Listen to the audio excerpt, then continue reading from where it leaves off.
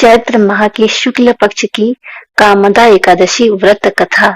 युधिष्ठिर ने पूछा, वासुदेव आपको नमस्कार है। आप मेरे सामने चैत्र शुक्ल पक्ष में किस नाम की एकादशी होती है, बतलाइए। भगवान श्री कृष्ण बोले, हे राजन, एकाग्रचित्त होकर यह पुरातन कथा सुनो, जिसे वशिष्ठ जी ने दिलीप के पूछने पर कहा था। दिलीप ने पूछा, भगवान, मैं एक बात सुनना चाहता हूँ कि चैत्र मास के शुक्ल पक्ष में किस नाम की एकादशी होती है। वशिष्ठ जी बोले, राजन, चैत्र शुक्ल पक्ष में कामदा नाम की एकादशी होती है। वह परम पुण्यमयी है। पाप रूपी ईंधन के लिए तो वह दावानल ही है। प्राचीन काल की बात है, नागपुर नाम का एक सुंदर नगर था, जहाँ सोने के महल बने हुए थे। उस नगर में पुंडरीक आदि महाभयंकर नाग निवास करते थे। पुंडरीक नाम का नाग उन दिनों वहां राज्य करता था। गंधर्व, किन्नर और अप्सराएं भी उस नगरी का सेवन करती थी।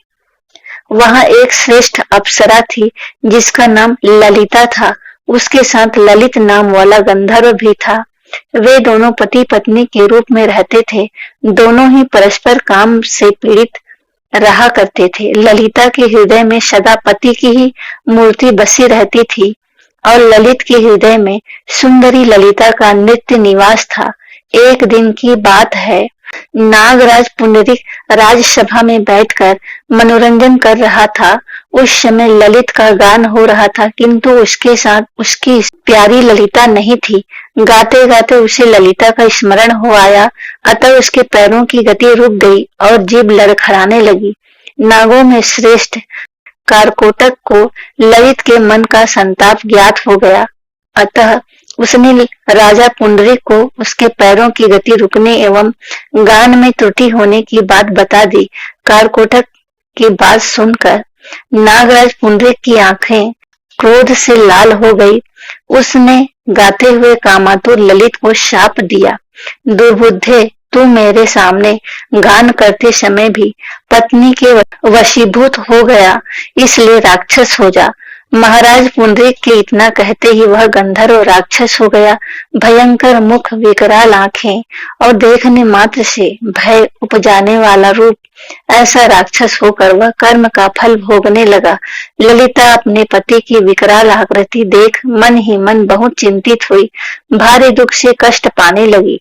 सोचने लगी, क्या करूं, कहाँ जाऊं, मेरे पति पाप से कष्ट पा रहे हैं। वह रोती हुई घने जंगलों में पति के पीछे पीछे घूमने लगी।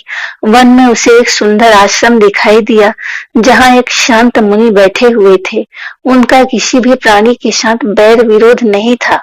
ललिता शीघ्रता के साथ वहां गई और मुनि को प्रणाम करके उनके सामने खड़ी हुई। मुनि बड़े दयालु थे।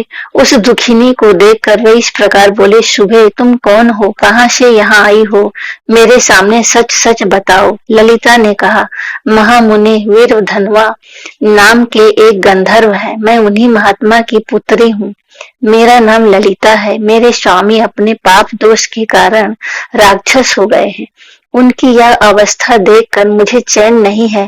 ब्राह्मण, इस समय मेरा जो कर्तव्य है वह बताइए। विप्रवर, जिस पुण्य के द्वारा मेरे पति राक्षस भाव से छुटकारा पा जाएं, उसका उपदेश कीजिए। ऋषि बोले, भद्रे, इस समय चैत्र मास के शुक्ल पक्ष की कामदा नाम की एकादशी तिथि है, जो सब पापों को हरने वाली और उत्तम है। तुम उसी का विधि पूर्वक व्रत करो और इस व्रत का जो पुण्य हो उसे अपने स्वामी को दे डालो। पुण्य देने पर क्षण भर में ही उसके शाप का दोष दूर हो जाएगा। राजन, मुनि का यह वचन सुनकर ललिता को बड़ा हर्ष हुआ। उसने एकादशी को उपवास करके द्वादशी के दिन उन महर्षि के समीप ही भगवान वासुदेव के समक्ष अपने पति के उद्धार के लिए यह वचन कहा, मैंने जो यह कामदा एकादशी का उपवास व्रत किया है, उसके पुण्य के प्रभाव से मेरे पति का राक्षस भाव दूर हो जाए। वशिष्ठ जी कहते हैं, ललिता के इतना कहते ही उसी क्षण ललित का पाप दूर हो गया। उसने दिव्य देह धारण कर लिया, राक्षस भाव चला गया और पुनः गंधर्व की प्राप्ति हुई। नृपश्रेष्ठ, वे दोनों पति पत्नी कामदा के प्रभाव से पहले की अपेक्षा भी अधिक सुंदर रूप धारण करके विमान पर आरूढ़ हो अत्यंत शोभा पाने लगे। यह जानकर इस एकादशी के व्रत का यत्न पूर्वक पालन करना चाहिए। मैंने लोगों के हित के लिए तुम्हारे सामने इस व्रत का वर्णन किया है। कामदा एकादशी ब्रह्म हत्या आदि पापों तथा पिशाचत्व की आदि दोषों का भी नाश करने वाली है। राजन, इसके पढ़ने और सुनने से वाजपेयी यज्ञ का फल मिलता है। ओम नमो भगवते वासुदेवाय नमः।